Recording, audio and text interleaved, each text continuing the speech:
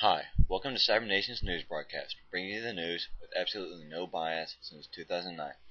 I'm your host, Drake Death, and here's the news. It was difficult to get this show started because traces of fallout still linger here. Babs. But we're here and we're still alive, albeit cancerous and still with a lingering green color, like those stars that you go on your ceiling.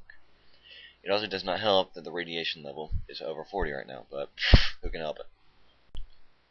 For vaguely stated reasons, the Aquasphere bloc, Trident, involving MHA, FARC, and NATO has been dissolved. Most speculations are that it was due to MHA and FARC being on a different side from NATO in the Khmer War. However, MHA and FARC kept their relations alive with the signing of an MDOAP, with traditional FARC writing, which meant they had no serious business whatsoever.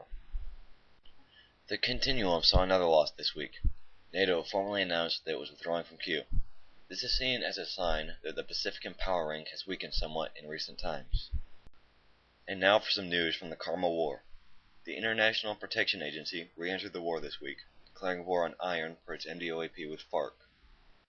Ordinary men fighting giants exited the war this week, declaring a white peace with Umbrella, Top, and Itobo. This leaves very few purple alliances in this war. Several hegemonic power hitters left the war this week. Old guards surrendered to the combined forces of Greenland Republic and OBR.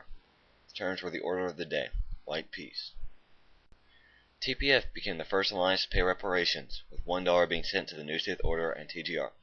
However, this does not end their involvement in the entire war, and they continue to fight a war on several fronts. This week, MCXA finds itself unsanctioned due to a major beating during the Khmer War.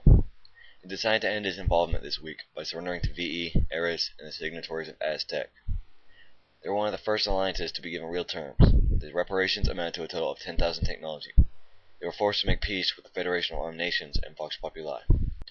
FAN and Vox have been granted peace by several alliances this week, many of which essentially thought there was more worth worrying about. So far, NATO, MCXA, Valhalla, and ODN have made peace with FAN and/or Vox. This week, we welcome a number of new alliances to Planet Bob. DOEs are up since the war started to weaken. Amongst these new alliances is Nordreich 2.0. But amidst these new alliances, we say goodbye to Terra Prime, a signatory of the Overlord's Protectorate Pact. NPO released its second triennial report of the 5th year of the Order this week. It outlined the situation of the war and some of the public knowledge. However, Pacifica has been criticized for the transparent propaganda in the report. SGA released its State of the Alliance 56th edition this week. This revealed a loss of members and strength due to the ongoing Khmer War. That concludes the news. Now for the weekly awards. The Alliance of the Week award goes to the Federation of Armed Nations for managing to gain peace with so many alliances. It seems that the Gun Craze Federation has another chance for greatness. The Person of the Week award goes to Archon of the Mushroom Kingdom for containing charisma, and also for the laws that the Karma POW camp that he created is now close to a sanction.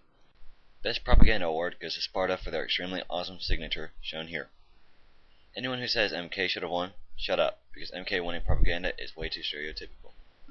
And now for the quote of the week. There were a number of entries, and the winner was actually GR of the Trilateral Commission. But since I don't have that log on me right now, the winner is Tariq Mo of the Socialist People's Alliance for the quote, "I am a black white supremacist."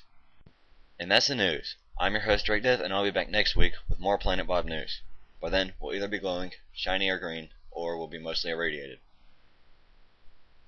Also, EJ, how's your mom doing?